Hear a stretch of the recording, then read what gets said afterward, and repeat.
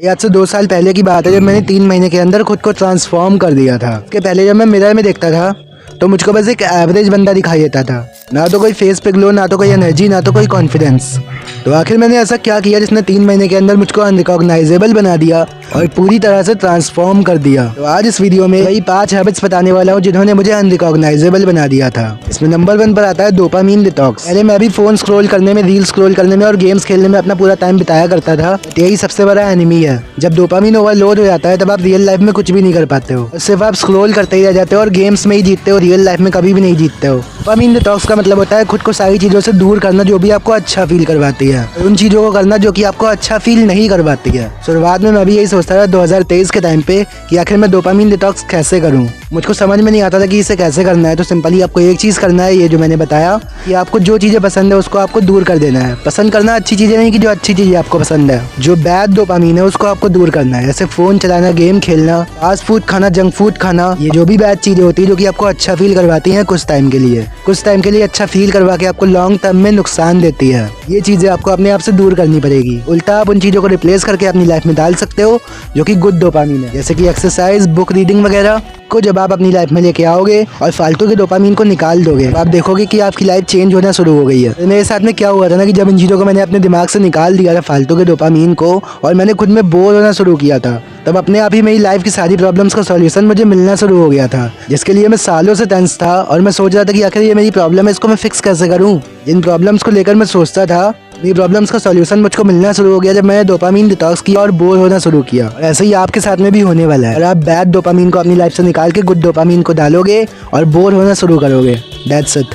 Second पर आता है आपका स्किन केयर और अपीयरेंस। देखो, आज से कुछ टाइम पहले क्या होता है ना कि मैं स्किन केयर का मजाक उड़ाता था की तरह, सोचता था कि ये सब तो लड़कियों वाले काम होते हैं और अपने अपीयरेंस पे मर्दों को ध्यान नहीं देना चाहिए। ये लोग जो ब्रह्मचर्य वाला कंटेंट नहीं बनाते थे, वो लोग ऐसा बताते थे कि अगर तुम खुद पे ध्यान नहीं दोगे, अगर तुम्हें अपने अपीयरेंस से फर्क नहीं पड़ेगा, तो तुम पता नहीं कौन सी शक्तियाँ अचीव कर लोगे। ये लोग ऐसा बताते थे कि तुम्हें खुद के अपीयरेंस से फर्क ही नहीं पड़ना चाहिए।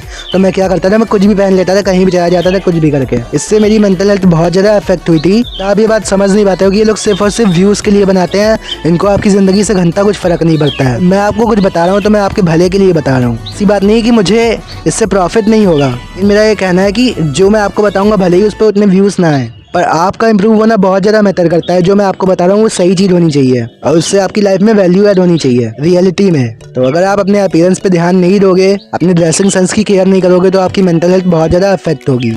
ऐसा ही मेरे साथ में भी हुआ था। जब मैं ये सब नहीं करता था, मेरी मेंटल हेल्थ बहुत ज्यादा फक्ड अप थी। जब मैंने खुद पे ध्यान देना शुरू किया, खुद का स्किन केयर करना शुरू किया, जिम जाना शुरू किया, खुद का ड्रेसिंग सेंस इंप्रूव करना शुरू किया, तो मेरी मेंटल हेल्थ अपने आप ही इंप्रूव हो गई। एंड आज का टाइम तो ऐसा है कि ठंड के टाइम पर भी मैं रोज नहाकर रोज तैयार हो जाता हूँ। आपको अपनी स्किन की केयर करनी है, फेस वॉश, मॉइस्चराइजर और सनस्क्रीन लगाकर, ज्यादा कुछ नहीं करना है। उसके बाद आपको अपनी बॉडी पे ध्यान देना है, अपनी ड्रेसिंग सेंस को सुधारना है, अपनी हेयर स्टाइल को सुधारना है, अपनी ग्रूमिंग पे, अपनी सारी चीजों पे ध्यान देना है बहुत अच्छे से। तभी आप एक मैन की तरह फील करोगे। आपका ड्रेसिंग सेंस बच्चों वाला नहीं होना चाहिए। जब आप अपनी चीजों पे ध्यान दे रहे होगे, अच्छा खासा पैसा कमा रहे होगे, जा रहे होगे, अपनी हेल्थ की केयर कर रहे होगे, तो आपसे ज्यादा खुश इंसान और कोई होगा ही नहीं। नंबर 3 पर आता है कि आपको वॉक पे जाना है, बिना फोन लिए, बिना हेडफोन लगाए, और खुद से सेल्फ टॉक करना है। ये चीज़ आपकी लाइफ में बहुत ही ज़्यादा इंपॉर्टेंट होती है सारे डिसीजन लेने के लिए और सब कुछ अपनी लाइफ में अच्छा करने के लिए।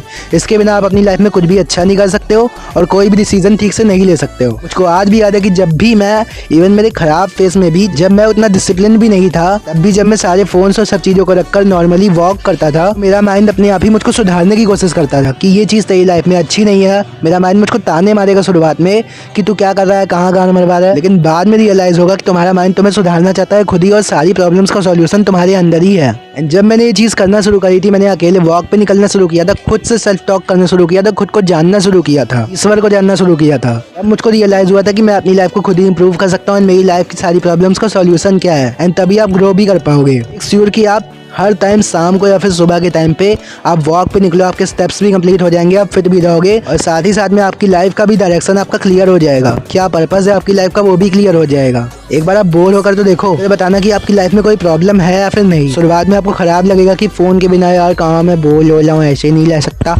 लेकिन बाद में रियलाइज होगा कि यार ये चीज़ तो मेरी लाइफ चेंज कर रही है। अभी प्रॉब्लम्स मेरी थी लाइफ के अंदर, उन सब का सॉल्यूशन तो मुझे खुद ही मिल जा रहा है। नंबर 5 पे आता है कि मोटिवेशन के पीछे भागना छोड़ दो आप और आप कंसिस्टेंट हो जाओ अपनी लाइफ में। जब ना मैं मोटिवेशन के पीछे भागा करता था और तरह तरह की चीज़ें करता था कि आग लगा देंगे, गाली फाड़ देंगे और ये सब करता था, तब मेरी लाइफ में रियल में कोई भी फ़र्क नहीं आता था और मैं वहीं पर रह जाता था जहाँ पर मैं हमेशा से था।